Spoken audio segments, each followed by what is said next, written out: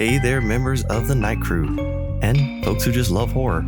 Welcome to the Night Crew podcast, where shadows breathe and monsters listen. This is the podcast where we get cozy with the creepy, the frightening, and the just plain undead. I'm your host, Brad Ricks. As usual, a few reminders to kick us off. First, thank you so much for your patience with me getting another episode out. There's been a lot going on a personal level lately. I appreciate all the love, support, and words of encouragement. They mean a lot, truly. All right. I'm not an emotional person, so I'm not going to. All right, ready? So, also, Night Crew 3 Hunting Ground. It did come out July 3rd. If you haven't gotten your copy yet, what are you waiting on? Reviews are coming in, and people are loving it. Also, Dead Mountain is now on pre-order as well. It comes out in October. Get your copy now. All right. Lastly, join my Facebook group, Brad Ricks' Book Crypt. Stay up to date on what I'm doing, and hey, just go in there and have some fun. All right. On today's episode, I sat down with horror author Kayla Frederick. She's the author of a number of series, including Rituals of the Night and The Residency. We talk about what led her to be a writer, her love of 80s horror, and her atmospheric writing style. Into the virtual studio we go. All right, today I'm thrilled to have Kayla Frederick joining me. Kayla, how are you this beautiful morning? I'm doing good. How are you? I'm doing well. It's a nice, beautiful Saturday, and I've had a lazy day so far. So, yeah, so far, so good. That's always a good thing. Right? I know. And I mean, I know both of us are in Texas. So, right now in the morning, it doesn't feel too bad. But, here in a couple hours, it'll suddenly become really bad. It'll get real toasty real quick. All right. So kind of kicking things off. One question I usually like to start off with is just, tell me about your writing career. How long have you been writing? What was your first book? What made you want to become a writer? I've been writing for at least 10 years, probably longer. My first book, Dead by Morning, was published back in 2016 by an indie publisher. Oh, and wow. that kind of started the snowball of everything. So what made you want to get in to start doing this? I've just always really liked storytelling. I don't know. There's just something about it, about being able to captivate an audience with your words and make people think of entire worlds and people and things that don't really exist and making it exist. It's like a superpower. Creating something out of nothing. Yes. Yeah.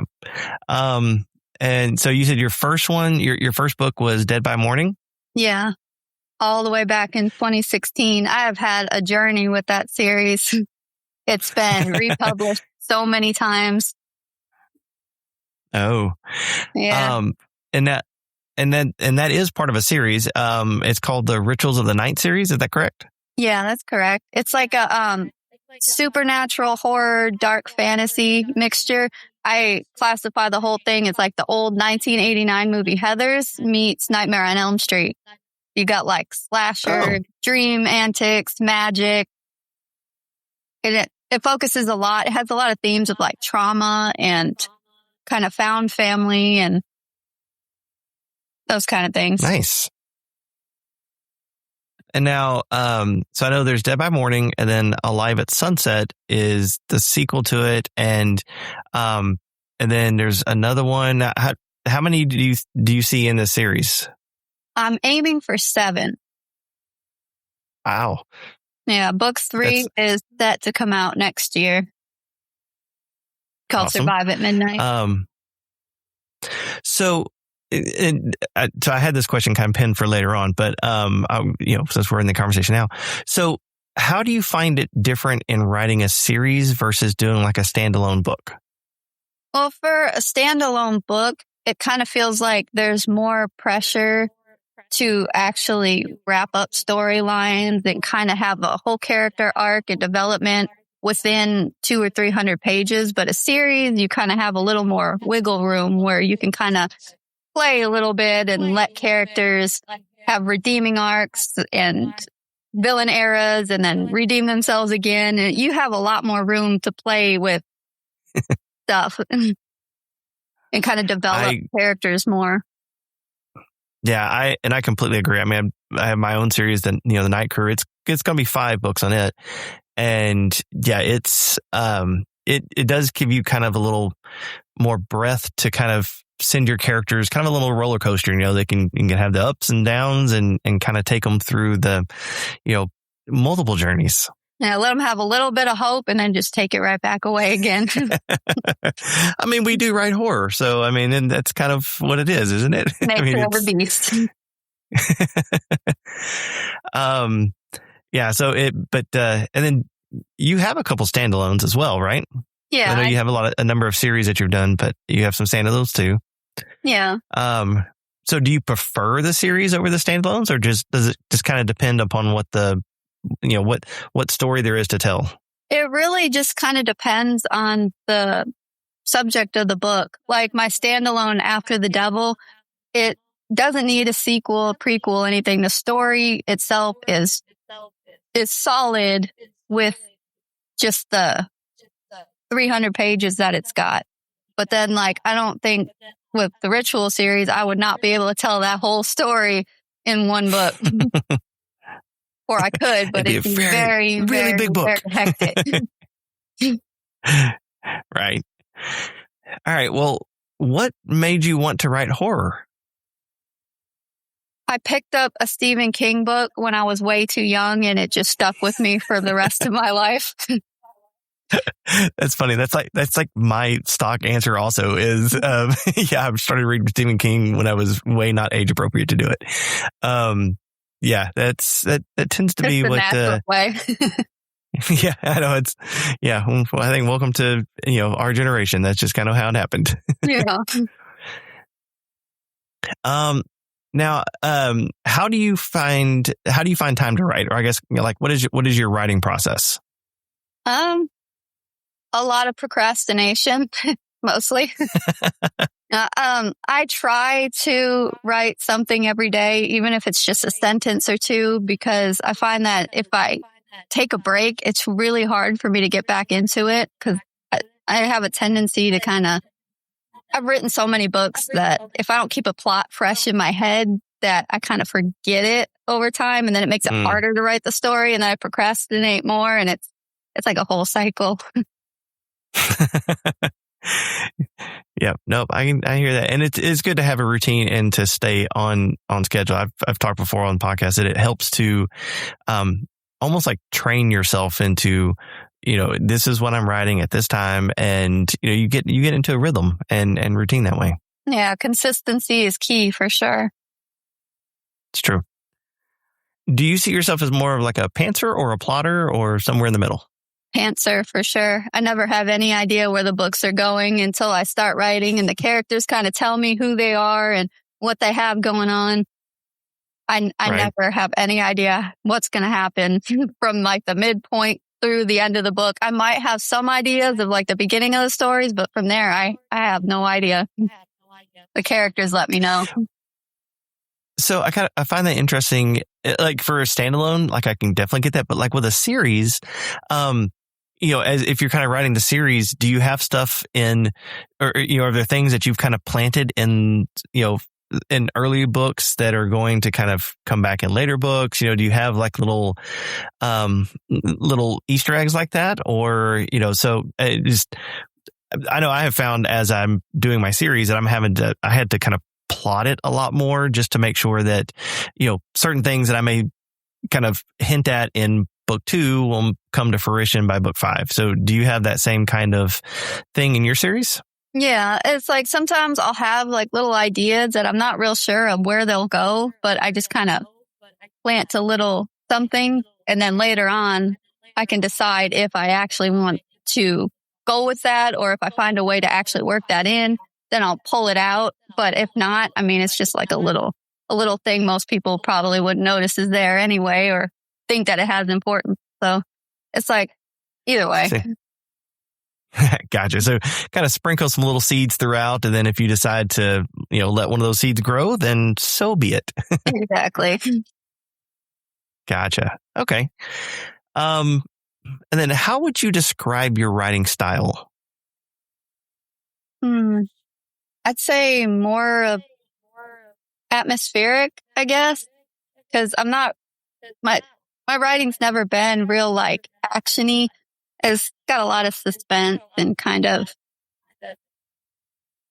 more feeling based, if that makes sense. Yeah, so kind of more that slow dread, psychological suspense, that kind of, you can just Creeping feel the dread tension in the air, kind of. Yeah. Gotcha. Those are always good. I always enjoy those. All right. So kind of shifting gears a little bit, because I was checking out your Amazon profile earlier. It did say you are a fan of 80s music and movies. So what's your favorite movie and band? My favorite movie is Heathers, which is, like I said, I based my Ritual series partly on that movie because it's like a cult classic. Nice. I think I've seen that movie about 100 times. But band is a little bit harder because it's like I just kind of listen to a sprinkle of different things. But I guess if I had to say, is Duran Duran 80s or is that 90s? No, I would say Duran Duran is 80s. Yeah, I'll say Duran Duran. Yeah, so they're good. So or the Police. Yeah. I do enjoy some Police. So I have a funny little Duran Duran story. So years ago, I was doing I was working for a school district, and I was doing some I was a technology director, and I would go to these different technology events. And there was one in Austin that was hosted by Dell, and one year they had Duran Duran was the musical act that was going to be there. And it was pouring down rain, and I was in my hotel, and I was like, I'm not walking all the way back to the convention center in the rain and all that. And so I'm just down in the lobby, and I'm asking the little maitre d' guy there. I'm like, hey, what's something close to eat that I'm not going to get, horribly poured down rain on. And as I'm talking to him, I look, and there's like a crowd of folks over, and I was, and I asked, I was like, what's going on over there? He was like, oh, it's Duran Duran. Yeah. And so I was like, well, I'm a personable person. I'm going to go say hi. And so I went over, and I introduced myself. I was like, hi, Brad, here at the convention as well, and, I hope you guys have a great time tonight. And they asked, they were like, well, are you going to be going to check us out? I was like, no, it's raining. They're like, do you want to ride? I was like, nope. Duran Duran offered me a ride to the venue with them. And I was like, no. I did turn them down. Most people are like, why'd you do that? It's like, yeah, I didn't feel like I was really hungry. I wanted to go eat. All right. So yeah, I digress. Sorry. This is a podcast about you and not me. No, I love that story. Right. I wish I could get a ride with Duran Duran. Yeah. So it was a funny little thing, but, all right. So now I see a lot of posts, I've seen a lot of posts and mention stuff of the Residency. So give me your elevator pitch on the Residency. It's basically Squid Games meets Saw, but with artists. Squid Game meets Saw, but with artists. Yeah. All right. You gotta give me a little bit more than that. So, cause it's very intriguing. So now I want more. So 8 various artists, all different kinds of artists, different backgrounds. The only thing they really have in common is that they just want that big break to actually be known for what they do. And they're all just kind of trying to figure out how to make that happen. And they get this invitation to an art residency. And it's like fancy whole thing on a island and all expenses paid. And like, who's not gonna take that chance? Right. But when they go, they find out they messed up real bad. Uh-oh. So then shenanigans ensue. Yep. Gotcha. So, and you said that's going to be that's a series also, right?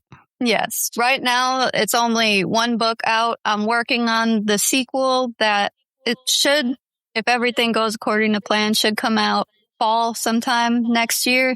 And then I have the idea in mind for a possible prequel, but nothing for sure yet there. Kind of depends on how people react to the sequel. Gotcha. Now, what's the latest book that you had come out, and what's kind of the next one that you're having come out? Alive at Sunset was my most recent release, which was the sequel to Dead by Morning. It came out at the end of May. And then my next one to come out will be Survive at Midnight next May. I'm trying to get that series back out into circulation again. Gotcha. So in May you had Alive at Sunset come out, and then the book 3 of that will come out in, you said, so next May. Yeah. Hoping to keep a release every May until I got them all back out again. Nice. All right. So what do you find is the most difficult part of writing a book? Probably not letting the imposter syndrome take over, where I start telling myself, well, nobody's going to read it, and why am I doing this? And I don't want to waste my time doing this. Kind of not letting those voices win. That's probably the hardest part. No, I can definitely see that. And I think all of us as writers, we, at times, I think we experience that, there's that, that doubt, and that, who really cares? And, we just kind of start having that little voice in the back of our head every so often. You got to squish it every now and then. Mm-hmm. Yep, definitely. Because, you're obviously doing well. I mean, you have, a decent number of books out, and, you've, I see you at events, and you do great at events. So yeah, there's no reason to have that kind of little voice. So squashing it is always good. Now having books, so you said like Dead by Morning came out 10 years ago, and you're kind of re-releasing a series and stuff. So how have you seen that your writing style or process has kind of changed over the years? I think it's gotten a lot more in depth. Like, I actually take time to focus on little details a lot more now than I used to. It used to be just kind of glossing over stuff to get to the main points of the story.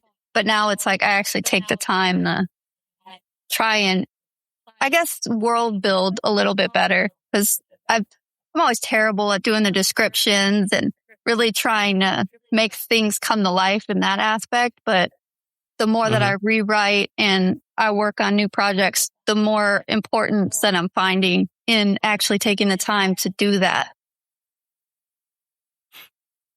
Gotcha. And then,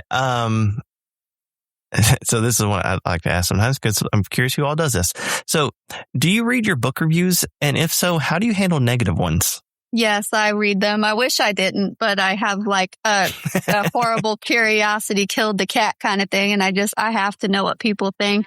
For the most part, I take the criticism, and there has actually been a few negative reviews I've gotten that have made good points that I've actually taken the time to look back at my stuff and be like, well, I could have done that. That is an idea I should have had in mind, and I'll keep that moving forward. And then, of course, you always have the trolls that are just mean for the sake of being mean. And it's like, well, you just look at the state of the world, and it's like, yeah, it's going to happen.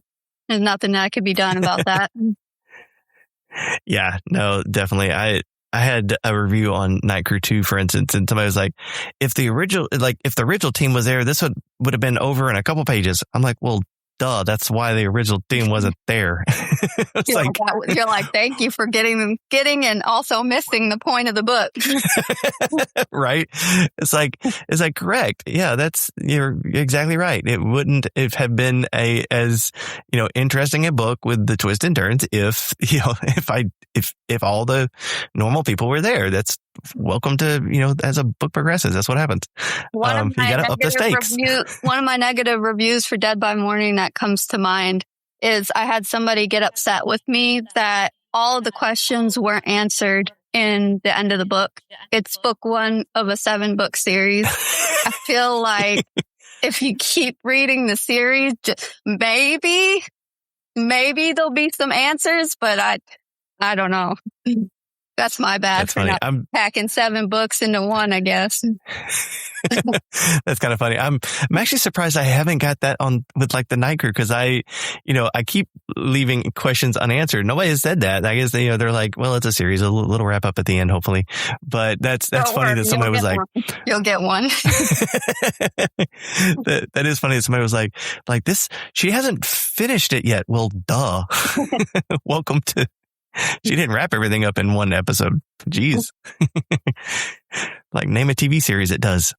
Right? It's like, imagine you go to watch a new show and everything's wrapped up in episode 1. Why would you even put on episode 2? Exactly. All done. Yeah. Like, tell that to Netflix and their cliffhangers. I know, right? Yeah, there's a reason, it's like 10 episodes, and each episode ends in a cliffhanger because it gets you to watch the next episode. Exactly. Yep. And then you sit there and you're like, but it's 1 a.m. I want to go to bed. But too you're bad. like, just one more episode. Yep. Who would you say are your biggest literary influences?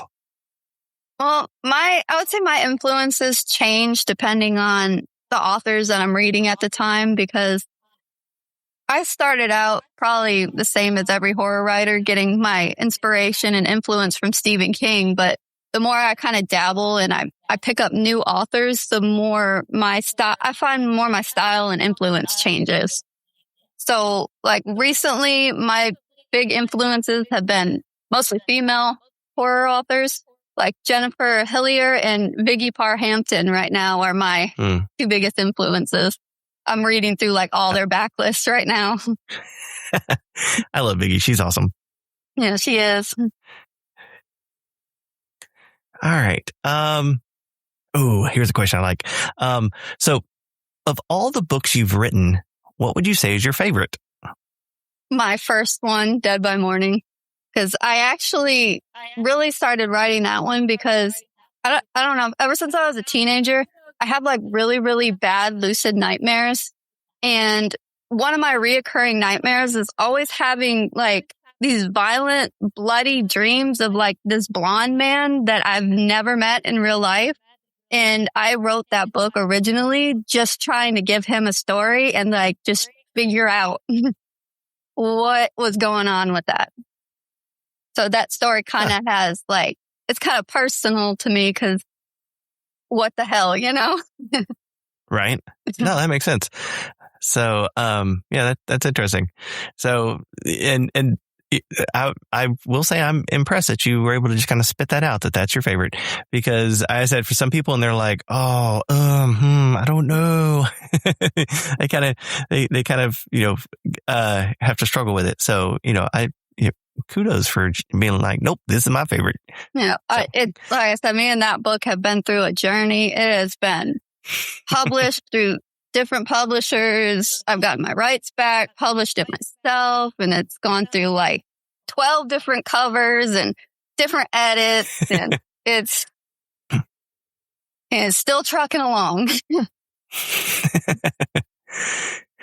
All right. So I started, this podcast as a spinoff to my own series, The Night Crew, which is about a team of monster hunters. And of course, one of the things that I like to ask every author, just to make sure that, at some point we kind of ground back to monsters, is what is your favorite monster? So, Kayla, what is your favorite horror monster or creature? I think the monster that sticks with me the most, I don't know if it's necessarily my favorite, but the Banshee.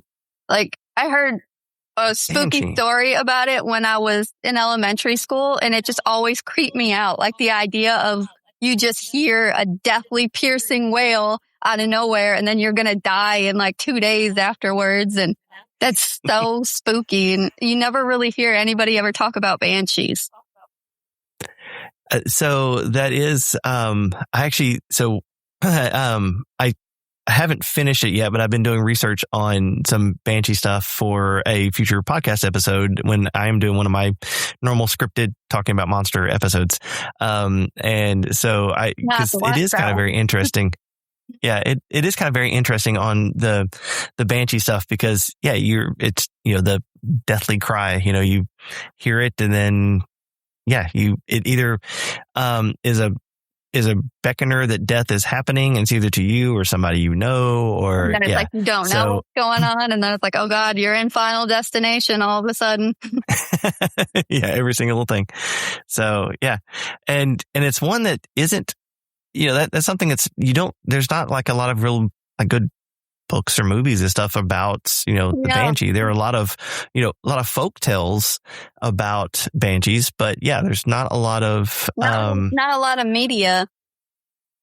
I'm trying to see if I can pull up some of the research I've done on it just to as I kind of looking through some of my little research material on banshees, because it's funny that you say that. I was like,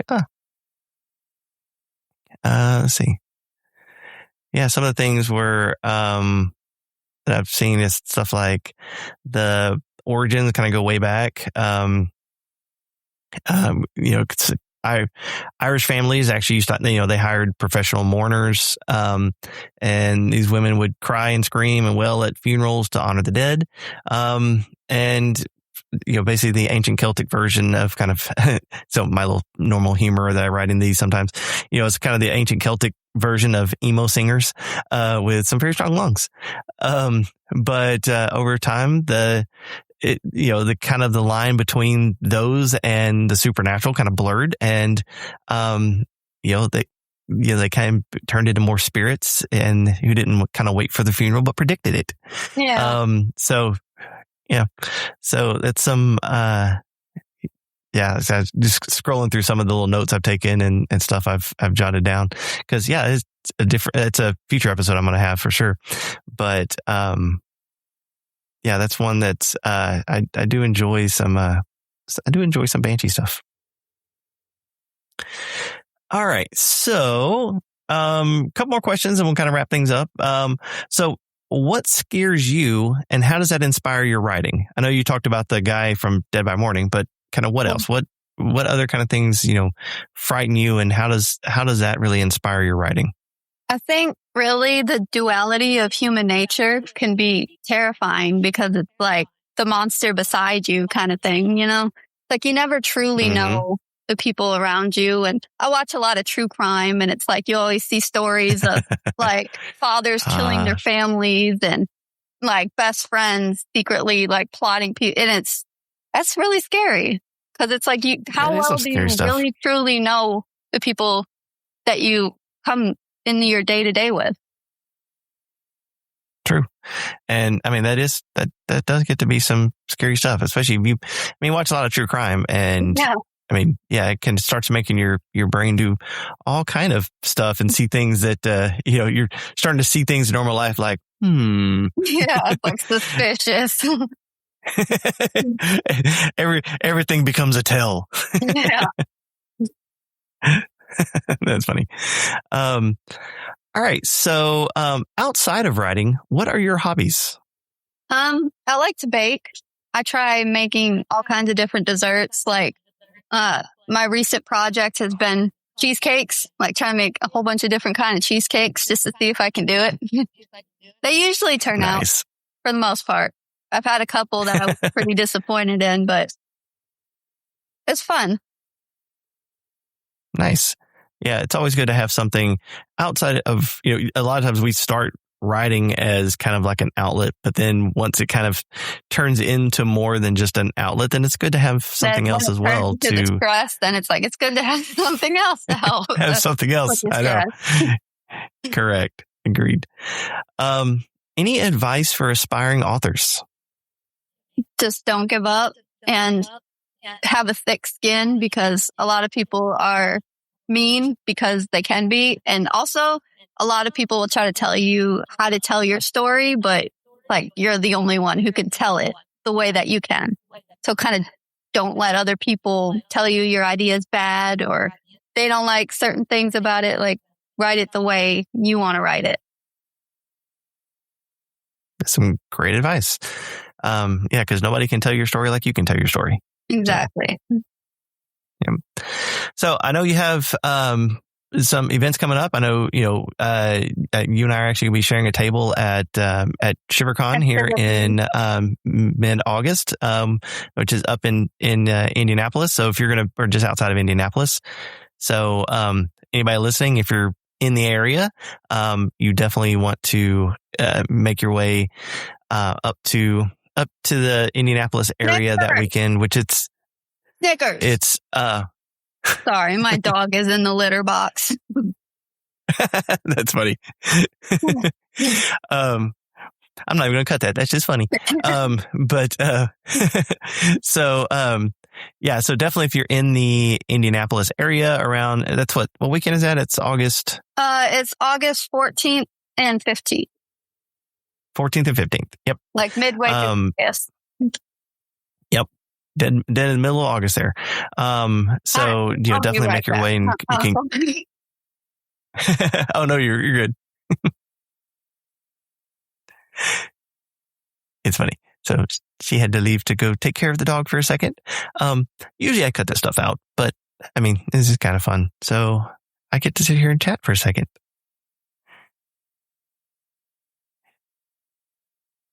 I think she's coming back. She may be on her way back. Yeah, I got a 5-month-old puppy and she does not like to listen. They don't ever like to listen. No. I was just saying, definitely ShiverCon. Make sure people go. Do you have any other events that you're doing besides ShiverCon that's coming up? I have one in October in Nacogdoches. They're doing the signing at the brewery again. The brewery? Yeah, I was going to sign up for that one, but unfortunately I have a conflict. And so there's another event that I'm already signed up for. And so I know, so I'm going to be missing that one. The lady who does those, I can't remember her name right now, but she was. I was chatting with her at the Texas Horror Lit Fest that we were at. Yeah, and I was like, I'm not able to do it. Yeah. All right. So where can my listeners learn more about you and find your books? My website, www.authorkaylafrederick.com. Got all the information about my stuff and where to get signed copies and my upcoming list of signings and all that stuff. Awesome. And I'll make sure and get different links and put those in the show notes for everybody, so that it makes it nice and easy to be able to find Kayla. Definitely go check out her books, get invested in her series. I said go read her stuff and, have her sign some books for you. So, all right. Any other lasting comments or words of wisdom? I don't know about words of wisdom, but I had a good time on the podcast. Right. Thank you for having me. Awesome. Well, it's been a pleasure having you. So, with that, I'll go ahead and we'll go ahead and end this recording. And again, I appreciate you hanging out and chatting with me for a little bit. Thank you for having me. Well, that's it for the Night Crew podcast and my conversation with Kayla Frederick. I have links to where you can find Kayla in the show notes. Follow her on all the socials and pick up her books. So if you had a good time, make sure to follow the show, share it with a friend, and leave a rating. Hopefully 5 stars. If you want updates on my writing, you can follow me on Facebook and my reader group, Bradrick's Book Crypt. You can find copies of my novels wherever you like to buy books, but if you hop over to my website, bradricks.com, you can purchase signed copies of any of my novels and get yourself a Night Crew podcast t-shirt. I'm Brad Ricks, reminding you to stay out of graveyards after dark, question people who don't show up in mirrors, and never be too afraid of your nightmares. Just write about them afterwards. Until next time, keep your curtains drawn, your sense of humor sharp, and your blood inside your body. Thanks for listening.